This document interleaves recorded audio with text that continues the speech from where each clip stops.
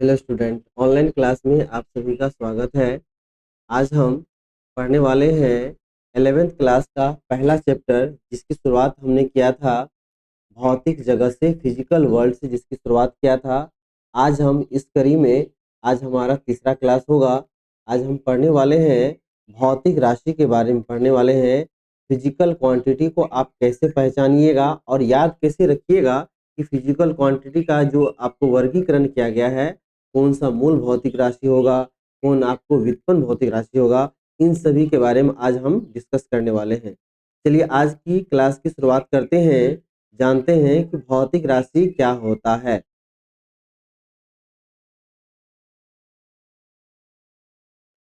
तो हमने ये लिखा है कि वे राशियां जिसे मापा या तौला जा सकता है। आप किसी भी प्रकार से जब किसी भौतिक राशि को मापते हैं या उसका तौलते हैं, साधारण भाषा में कहेंगे जब आप उसका वजन करते हैं, तो आप तीनों का दायरा एक ही होता है, मापन मेजरमेंट से है। तो वह क्या कहलाता है? आपको भौतिक राशि कहलाता है। जिसे भी आप माप सकते हैं, जिसे माप या तौल सकते हैं, आप उनको भौतिक राशि कह सकते हैं। जैसे हम 1 लीटर दूध को माप सकते हैं, 1 मीटर कपड़े को माप सकते हैं, 1 केजी किसी वस्तु को माप सकते हैं। ये सभी क्या कहलाएगा? आपको भौतिक राशि कहलाएगा। यानी कि कुछ भी जिसे मापा जा सकता है, जिसमें द्रव्यमान हो, जो स्थान घेरती हो, ठीक है, वह क्या कहलाएगी? आपको भौतिक राशि कहलाएगा। अब आगे देखते हैं हम लोग।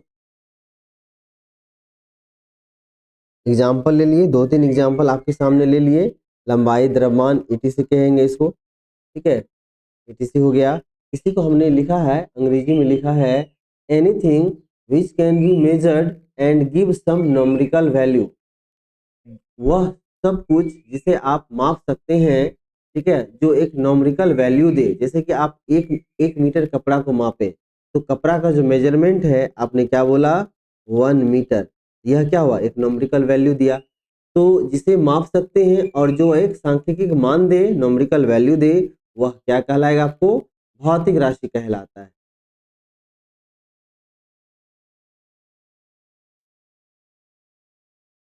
आगे हम इसका वर्गीकरण करेंगे। भौतिक राशि को दो प्रकार से बांटा गया है, या इसके दो प्रकार होते हैं। कौन कौन से होंगे? मूल भौतिक राशि और व्युत्पन्न भौतिक राशि। पहला कहलाया आपको मूल भौतिक राशि, जिसे हम लोग फंडामेंटल फिजिकल क्वांटिटी कहते हैं। दूसरा है आपको व्युत्पन्न भौतिक राशि, यानी कि ड्राइव्ड फिजिकल क्वांटिटी। तो भौतिक राशि का यह जो है, यह आपको दो प्रकार हो गया, ठीक है। आप इसे डायग्राम के माध्यम से देख सकते हैं। भौतिक राशि का क्या है, कितने प्रकार होते हैं? आपको दो प्रकार होते हैं। तो एक कहलाया मूल भौतिक राशि, इसे ही हम लोग और करके क्या बोलते हैं? आधारी भौतिक राशि।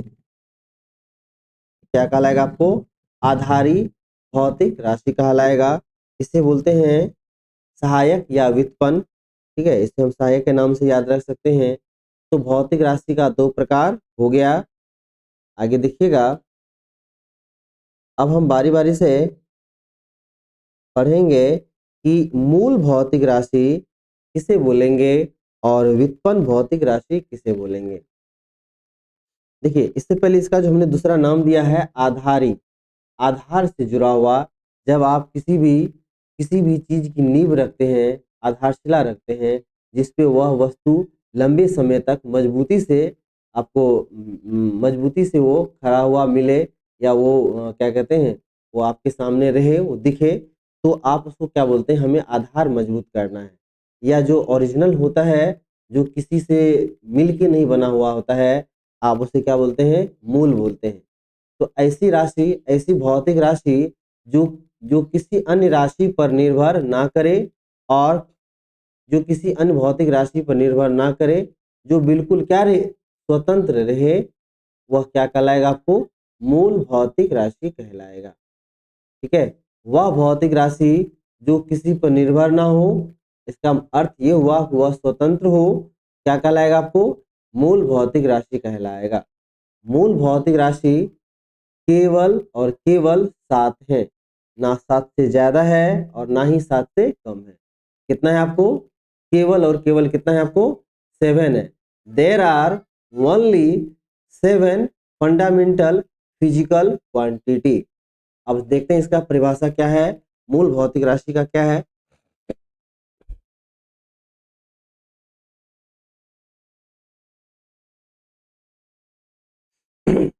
हमने यह लिखा है, वह भौतिक राशि जो किसी अन्य राशि पर निर्भर नहीं करती है, ठीक है, अर्थात वह स्वतंत्र रहता है, वह क्या कहलाएगा आपको? मूल या आधारी या आधारभूत जिसको बोल सकते हैं आप, तो मूल या आधारी भौतिक राशि कहलाएगा। इसका 2-3 एग्जाम्पल आप लिख सकते हैं, जिसमें आपको लंबाई आएगा, ठीक है, लंबाई आएगा, द्रव्यमान आएगा, समय, ये मुख्य रूप से लिख सकते हैं, जिसमें लंबाई, द्रव्यमान और समय रहे, ठीक है। ऐसे तो ये टोटल 7 होता है, लेकिन 7 में से जो सबसे ज्यादा प्रयोग में आएगा वह है लंबाई, द्रव्यमान और समय। तो यह तो हो गया आपको मूल भौतिक राशि का डेफिनेशन और एग्जाम्पल। अब हम लोग बढ़ते हैं, व्युत्पन्न भौतिक राशि क्या होता है, इसे जानेंगे, ठीक है। जब इन दोनों का परिभाषा देख लेंगे तो हम फंडामेंटल फिजिकल क्वांटिटी कितने हैं उसकी बात करेंगे, ठीक है।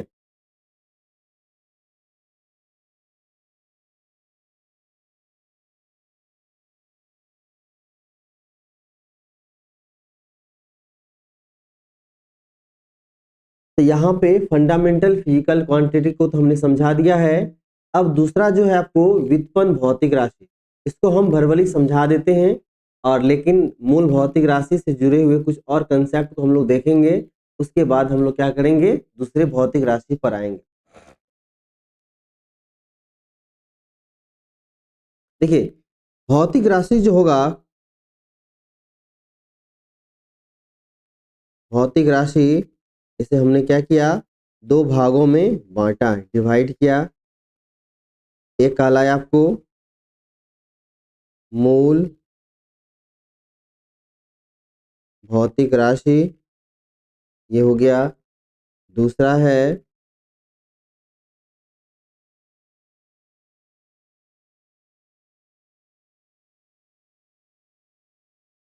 व्युत्पन्न भौतिक राशि, ठीक है। अब हम पहले मूल भौतिक राशि को समझ चुके हैं। ऐसी भौतिक राशि जो किसी पर निर्भर ना हो, अर्थात स्वतंत्र हो, बिल्कुल स्वतंत्र हो, वह कहलाएगा आपको मूल भौतिक राशि। इसमें हम लोग एग्जाम्पल के तौर पे लंबाई, द्रव्यमान और समय को लिए। अब दूसरा है व्युत्पन्न भौतिक राशि, ठीक है। व्युत्पन्न का मतलब ये होता है ऐसी भौतिक राशि जो किसी अन्य राशि या मूल भौतिक राशि पर निर्भर करता है, वह क्या कहलाता है आपको? व्युत्पन्न भौतिक राशि कहलाता है। और इसकी कोई संख्या लिमिट नहीं है, आप जितनी मर्जी आप कह सकते हैं, जब तक आपके पास क्या कहते हैं संख्या एग्जैक्ट ना आए, तो आप कह नहीं सकते हैं कि व्युत्पन्न भौतिक राशि ये गिन के इतना ही होता है। आप ले सकते हैं, आप जो आपको मूल भौतिक राशि से प्राप्त होगा वह क्या कहलाएगा आपको? व्युत्पन्न भौतिक राशि कहलाएगा। इसमें हम लोग एग्जाम्पल में ले लेंगे हम लोग क्षेत्रफल को ले लेंगे, ठीक है। उसके बाद आयतन को ले लेंगे, घनत्व को ले लेंगे।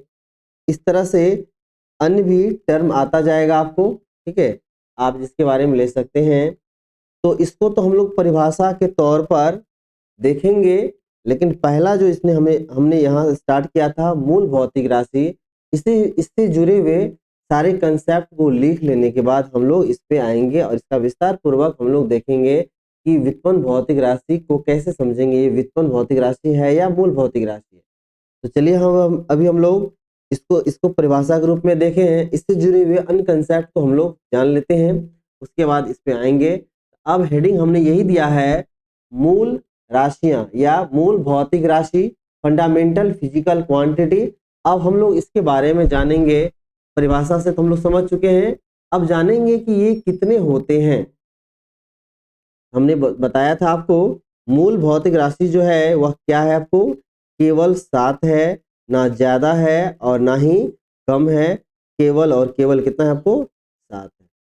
7 का एक लिस्ट हम आपके सामने रख देते हैं, जिसमें कि आपको लिखा गया है कि कौन सी भौतिक राशि का संकेत क्या है, उसको किस प्रकार से लिखते हैं। अब लेते हैं हम लोग मूल भौतिक राशि का जो है कितने प्रकार के हैं, कौन कौन से हैं, उसको लेते हैं। तो एक लिस्ट लिखेंगे हम लोग भौतिक राशि का, दूसरा संकेत लेंगे और तीसरा जो है SI यूनिट लेंगे। आप इसको ऐसे लिख सकते हैं, SI यूनिट। ठीक है, अब बारी बारी से हम 7 भौतिक राशि लिखते जाएंगे, उसका ऐसे यूनिट लिखते जाएंगे। पहला हम लंबाई ले सकते हैं, लंबाई लेंथ, इसका संकेत हम लोग क्या करेंगे, L के रूप में लिखेंगे। और इसका SI मात्रक, लंबाई का SI मात्रक क्या होता है आपको हिंदी में मीटर, अंग्रेजी में स्मॉल m लिखेंगे। ठीक है, आगे है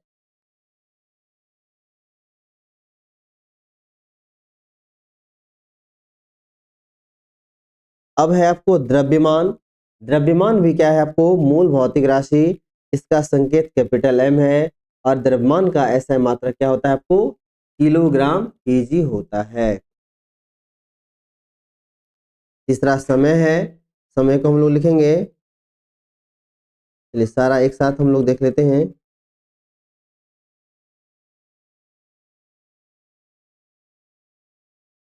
देखिए एक साथ 7 मूल भौतिक राशि को हमने लिखा है, काउंटिंग कर सकते हैं, 1 2 3 4 5 और ये रहा आपको 6 और 7वां छूट रहा है तो उसको भी ले लेते हैं, ये रहा 7 नंबर। ठीक है, 7 मूल भौतिक राशि को रख दिए। अब देखिए प्रत्येक का संकेत है, लंबाई का L लिखेंगे, द्रव्यमान का M लिखेंगे, टाइम का T लिखेंगे, तापमान का केल्विन लिखेंगे, ज्योति तीव्रता को कैंडेला देंगे, पदार्थ की मात्रा को हम लोग मोल लिखेंगे। यहाँ पर विद्युत धारा का नहीं लिखा हुआ तो हम लोग लिख देंगे। अच्छा आ गया, विद्युत धारा को या तो आप एम्पियर कहेंगे या आप इसे कैपिटल I कहेंगे, दोनों चलता है आपको। ठीक है, धारा का ऐसा मात्रक एम्पियर हो जाएगा आपको,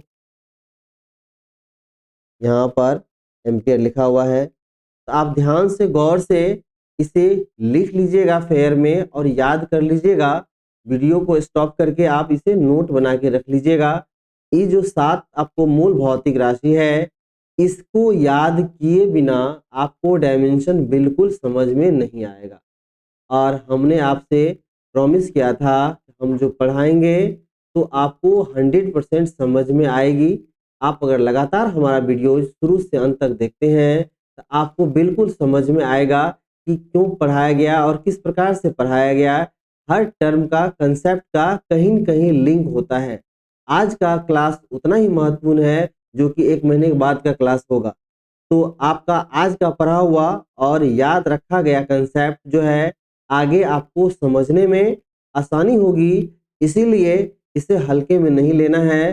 शुरुआती क्लास को आप बिल्कुल गंभीरता पूर्वक लीजिएगा, क्योंकि यही क्वेश्चन आपको इनडायरेक्टली एग्जाम में आता है कि आपको कौन सा मूल भौतिक राशि क्या है, किसका डायमेंशन क्या है, किसका ऐसा यूनिट क्या है। तो आपको वहाँ यहाँ से आपको आधार को बिल्कुल मजबूत करते जाना है। तो चलिए यहाँ पर हो गया भौतिक राशि सारे लिख लिए गए हैं, उसका संकेत ले लिया गया है और ये क्या है उसका SI यूनिट है। दोबारा से हम पढ़ के बता दें, लंबाई का संकेत L है, SI यूनिट मीटर है, द्रव्यमान का M है, इसका SI यूनिट केजी है, समय का T है और SI यूनिट सेकेंड है, तापमान का केल्विन है, SI यूनिट केल्विन है, ज्योति तीव्रता का CAD कैंडेला है, इसको कैंडेला हिंदी में लिखे हैं, पदार्थ की मात्रा को मोल बोलते हैं, हिंदी में मोल है, विद्युत धारा करंट है, करंट को या तो एम्पियर A लिखिएगा या I लिखिएगा, ऐसा यूनिट क्या हो जाएगा आपको एम्पियर हो जाएगा।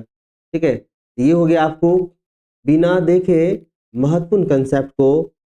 हमारी आदत है कि महत्वपूर्ण कंसेप्ट जहाँ भी आता है बच्चों को स्पेशल रूप से स्ट्रेस डाल के बताया जाता है, बताते हैं कि इसे याद कर लेना है।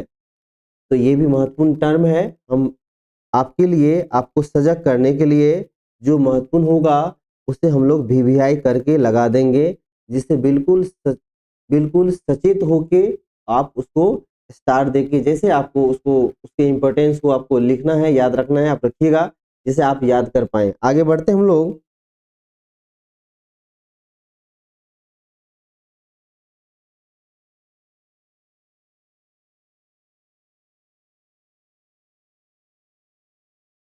आगे हमने क्या किया है, मूल भौतिक राशि में हम लोग क्या लिए, लंबाई, द्रव्यमान और समय। मुख्य रूप से मूल भौतिक राशि में हम यही लेते हैं, लंबाई, द्रव्यमान और समय। तो अब लंबाई का ऐसा मात्रा क्या होता है आपको, मीटर होता है।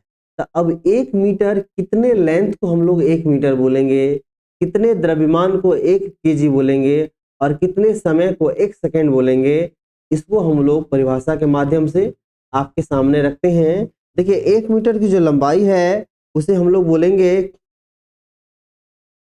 1899 में स्थिर ताप, टेम्परेचर को क्या रखा गया है, फिक्स रखा गया है स्थिर ताप पर, यानी कितना ले लिए आपको 273 केल्विन। ठीक है, तो स्थिर ताप पर 273 केल्विन तथा 1 बार दाब, ये क्या आपको टेम्परेचर और प्रेशर दिया गया है। इस पे क्या करते हैं हम लोग, प्लेटिनम इरिडियम, प्लेटिनम इरिडियम ये धातु की छड़ है।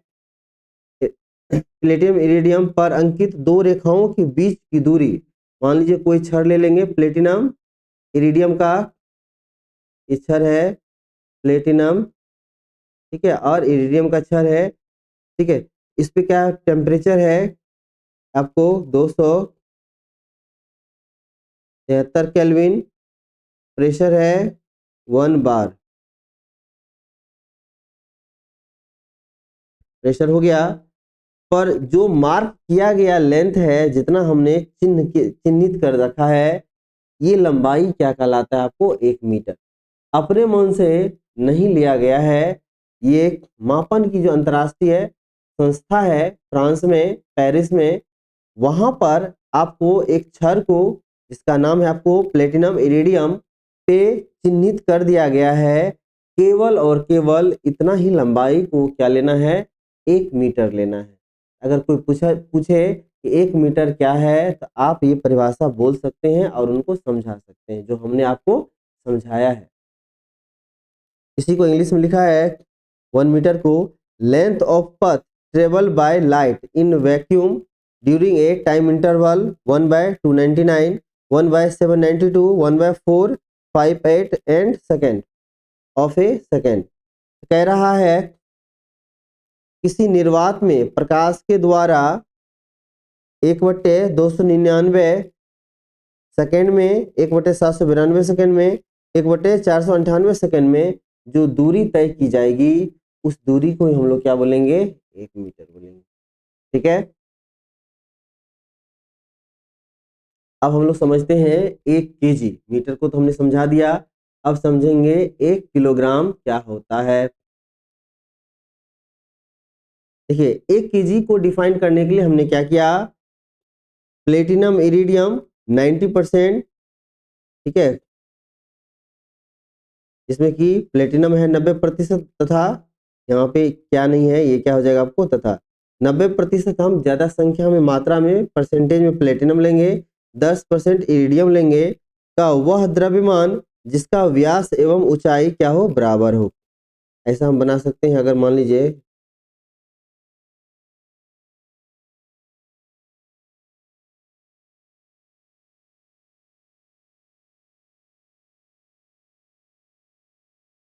देखिए इसका ऊंचाई कितना है आपको, h है, और इसका क्या बोला गया, व्यास, ये पूरा मान लेते हैं डायामीटर d है। तो d बराबर अगर h हो जाए, d बराबर अगर h हो जाए, इतना ही इतनी ही मात्रा का इरिडियम, प्लेटिनम और इरिडियम को जब रखते हैं, तो वह क्या कहलाएगा आपको, 1 केजी कहलाएगा। वह जो भार होगा वह क्या होगा आपको, 1 केजी कहलाएगा। हमने लिखा है अंतर्राष्ट्रीय भार तथा मापक केंद्र पेरिस में।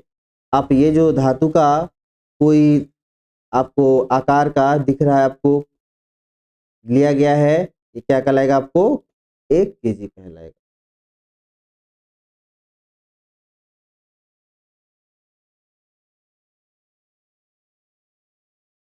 आगे हमने बताया आपको कि 1 सेकेंड क्या होगा, इसे हम जानेंगे कि वह समय अंतराल जिसमें मूल स्तर पर सीजियम 133 का परमाणु, ये नंबर ऑफ वाइब्रेशन है। ये आपको क्या है, नंबर ऑफ वाइब्रेशन, देखिएगा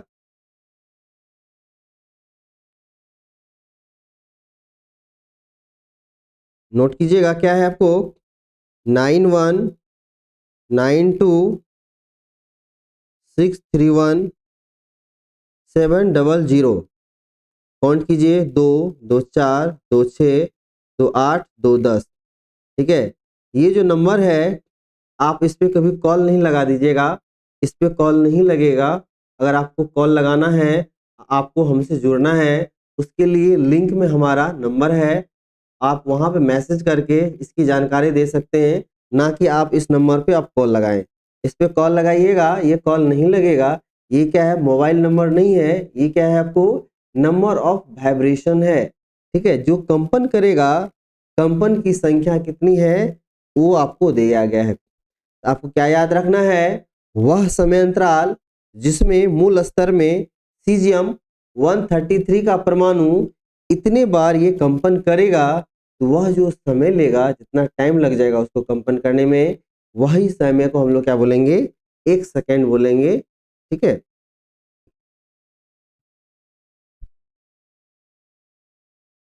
यहाँ आपको हमने बताया आपको कि जो आपको मूल भौतिक राशि का लंबाई, ठीक है, मीटर, किलोग्राम और सेकंड, इन तीनों को हमने क्या किया, परिभाषित किया।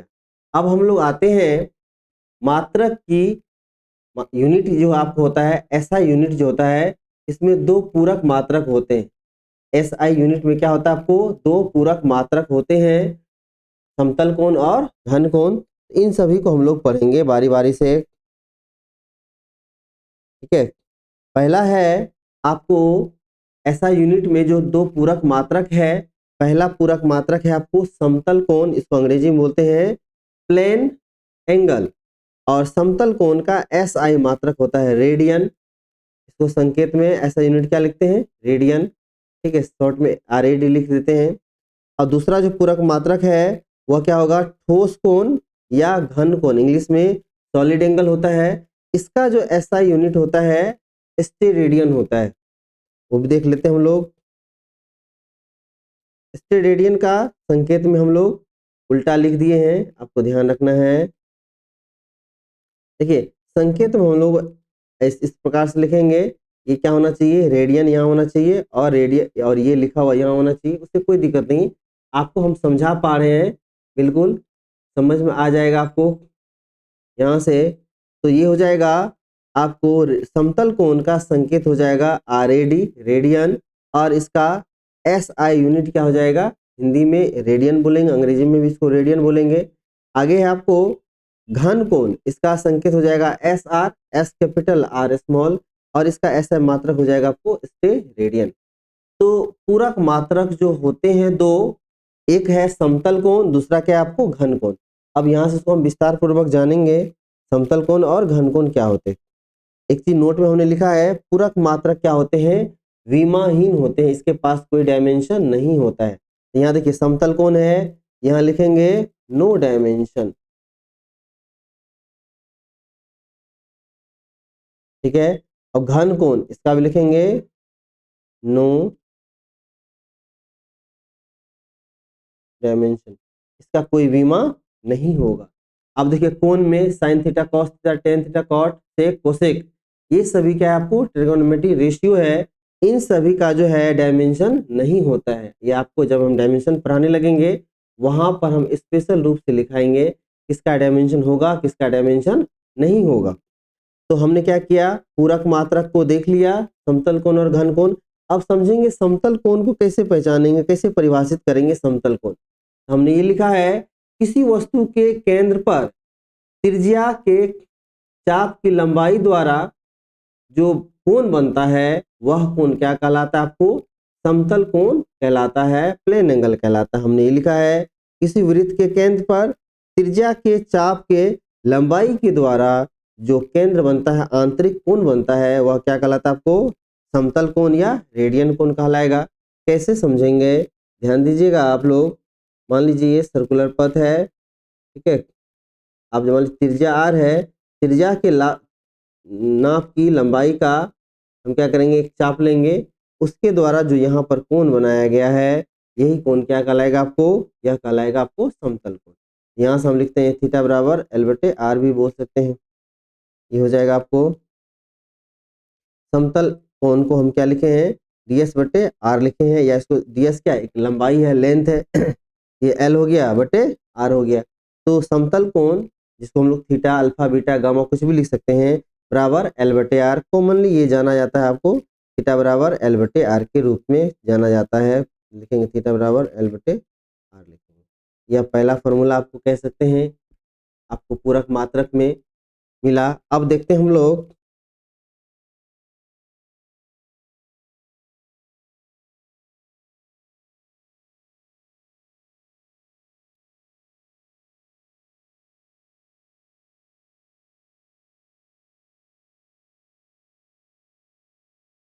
अब हम लोग देखेंगे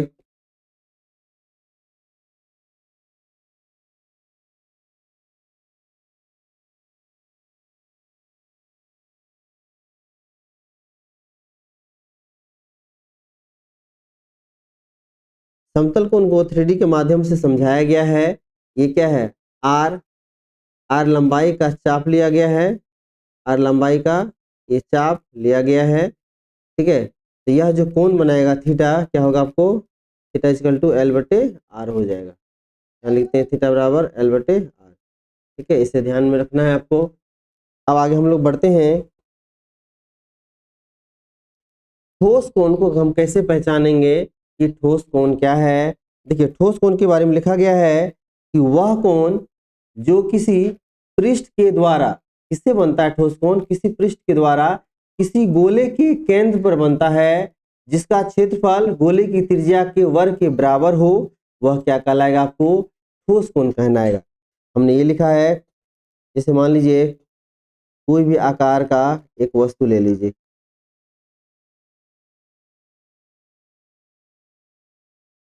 ठीक है, यहाँ से यहाँ ले लीजिए,